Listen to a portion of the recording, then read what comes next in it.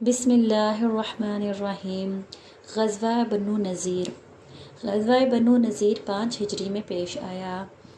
غزوہ احد کے بعد یہودیوں کا قبیلہ بنو نذیر مسلسل مسلمانوں کے خلاف سازشیں کر رہا تھا۔ آپ صلی اللہ علیہ وآلہ وسلم اس سے پہلے بنو قینقاع کو ان کی سازشوں کی وجہ سے مدینہ سے جلا وطن کر چکے تھے۔ یہودیوں کے دل میں اسلام اور رسول اللہ صلی اللہ علیہ وآلہ وسلم کے خلاف بہت زیادہ دشمنی اور بغض بھرا ہوا تھا۔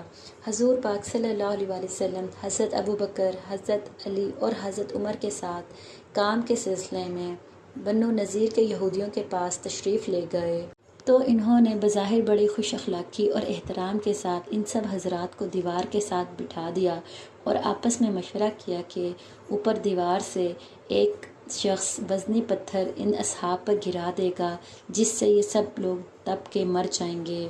اللہ تعالیٰ نے وحی کے ذریعے حضور پاک صلی اللہ علیہ وآلہ وسلم کو ان کے ناپاک ارادوں کی خبر دی تو حضور پاک صلی اللہ علیہ وآلہ وسلم چپ چاپ اپنے اصحاب کے ساتھ واپس مدینہ تشریف لے آئے اور واپس آ کر اپنے صحابہ کو ان کے ناپاک ارادوں کی خبر دی۔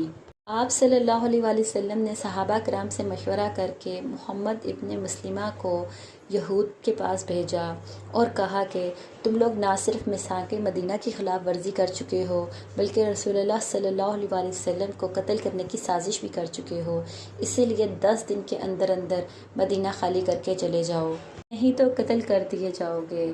بنو نذیر کے یہودی مدینہ چھوڑنے ہی والے تھے کہ منافقوں کے سردار عبداللہ بن ابی نے ان کو پیغام بھیجا کہ تم لوگ مدینہ نہ چھوڑنا، میں 2000 افراد کے ساتھ تمہاری مدد کروں گا۔ اس کے علاوہ بنو قریظہ اور بنو غطفان بھی تمہاری مدد کریں گے۔ یہودیوں کو یہ سن کر بہت سہارا ملا اور انہوں نے رسول اللہ صلی اللہ علیہ وآلہ وسلم کو واپس پیغام بھیجا کہ ہم مدینہ نہیں چھوڑیں گے، آپ نے جو کرنا ہے کر لیں۔ یہ جواب سن کر رسول اللہ صلی اللہ علیہ وآلہ وسلم نے خود بنو نذیر پر حملہ کرنے کا قصد فرمایا اور مسجد نبوی کی امامت حضرت ابن ام مکتوم رضی اللہ تعالیٰ عنہ کے سپرد کی اور جا کر یہودیوں کے قلعے کا محاصرہ کیا۔ یہ محاصرہ 15 دن تک قائم رہا۔ قلعے کے اندر ہر قسم کے سامان کا آنا جانا بالکل بند ہو گیا اور یہودی مکمل طور پر محصور و مجبور ہو گئے اور ان کی مدد کے لیے بھی کوئی نہ آیا۔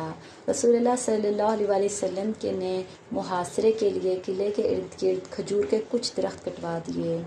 آخر کار محاصرے سے تنگ آ کر یہودی اس بات پر آمادہ ہوئے کہ وہ اپنے قلعے اور مکان چھوڑ کر جتنا ساز و سامان اونٹوں پر لاد سکتے ہیں لاد کر مدینہ چھوڑ کر چلے جائیں گے۔